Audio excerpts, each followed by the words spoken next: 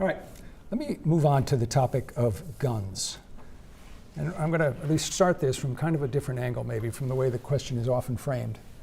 The rate of gun deaths in the United States is dramatically higher than in similar countries. It's about 7 times what the rate of gun deaths is in Canada. It's more than 300 times what the rate of gun deaths is in the United Kingdom. So let me just put out the question to start. Why do we have so much gun violence in America? Well, it's a sensitive issue once again. We're seeing right now that a lot of drivers of gun deaths are from suicide. And we know there's also gang-related deaths going on across the cities here in America. And in terms of the Second Amendment, Rob, this is being discussed right now because this is important to voters across the 2nd District. They want somebody who is going to do a couple things. They want somebody who is going to defend their Second Amendment rights. They want somebody who understands that Maine has a long history of law-abiding gun ownership. There's a lot of hunters, sportsmen, people who want to be able to protect themselves and their families living in the 2nd District. And on this, my record's clear. I am supported by the sportsmen, hunters, folks like Sam and Gun Owners of Maine have received A. Jared's received failing grades on those issues because he's made this a political issue. It's not the guns. Guns are dangerous in the hands of bad people, Rob. But I want to go back to this issue of why the United States is such an outlier. Why is the level of gun violence in this country so much higher than it is just across the border in Canada? Because if we don't understand the nature of the problem, then how are we going to address it? So that's why I posed the question. So it sounds like you're asking, why is there so much violence in America? Why are people more prone to act violently? Why is there more gang-related activity? Why are there more gun deaths in this country? Why are there more gun deaths in this country? Rob, why is there more suicide in America? And I'm glad you asked that question because it brings up the fact that we have a mental health crisis in America, and that is the underlying issue that I think we have to address. Not go after the Second Amendment, which Jared did. He flip-flopped on the Second Amendment. He now supports, I don't really know because you've changed it a few times, a gun registry, some sort of ban of weapons. And I know voters that feel like he turned his back on an important part of the Constitution that they support. Ask one more question, just to try to get in on this. Do you think that the rates of mental health, problems in the United States are more than 300 times higher than they are in the United Kingdom? Sounds like we're having a debate, but I like the conversation because we have a real issue of mental health in this country. Try to talk to a family that hasn't been affected by their kid getting bullied in school. Try to talk to somebody that says access to mental health here in rural Maine is easy and accessible. Try to talk to somebody that feels like the system right now is taking care of everybody and quickly. And I will say that you're going to have a hard time finding somebody that says we don't have a real issue with access to mental health. And our society is experiencing loneliness, experiencing depression and anxiety at high levels, and people feel isolated and alone.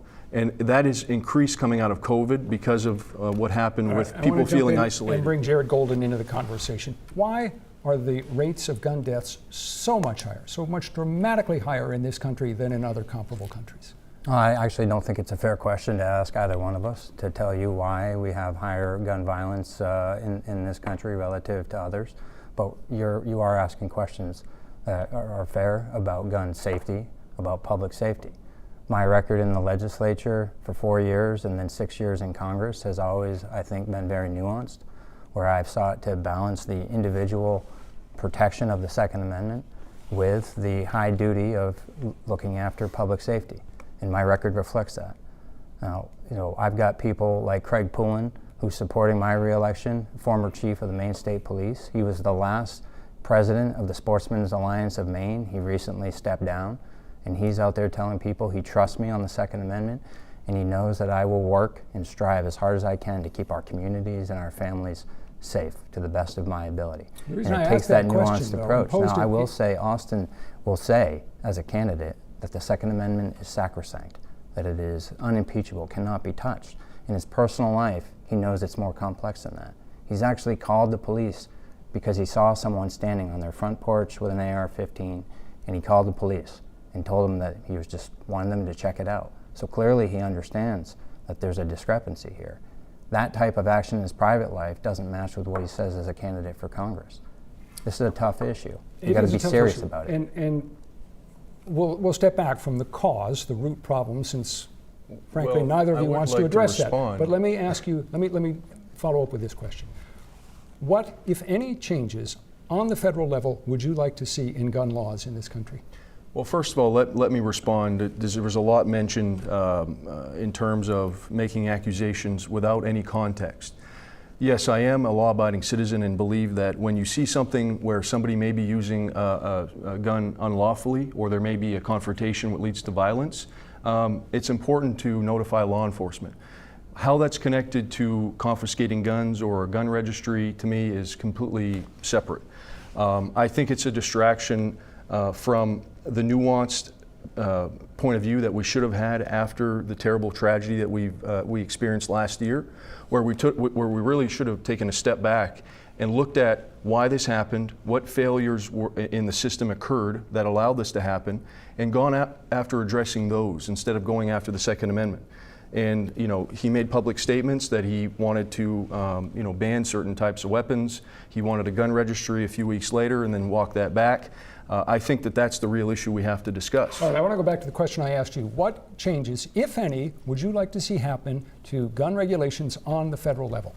I wouldn't support any right now. I think this is an issue that is being addressed at the state level, and I think that this conversation is getting away from the real root of the issue, and that's violence and people experiencing difficulties in their lives. And when they need help, we need to make sure they can get access to The it. police record, by the way, made no reference to any kind of action or problem that would have led you to believe that there was some kind of crime about to be committed.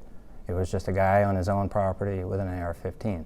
Austin says that the response to the shooting in my hometown of Lewiston should be about mental health. And then when the state legislature put together a mental health package for Lewiston and Auburn, and for the victims and for their families, he voted against it. What changes would you like to see on the federal level regarding gun regulation? Well, like I said, I've had a balanced approach. There's been a lot of proposed gun regulations I voted against because I thought that they went too far for no good reason, infringing upon people's Second Amendment rights. And it's true, after the shooting, I said we need to take a good hard look at these most lethal of firearms. I've never supported a gun registry, that's not true. But I have said, perhaps for those of us that want to own these firearms, in recognition of how lethal they are, some kind of permitting system, some higher threshold, so that we know that the people that have them are of good character, of good mental health, aren't addicted to drugs, and are in a good solid state.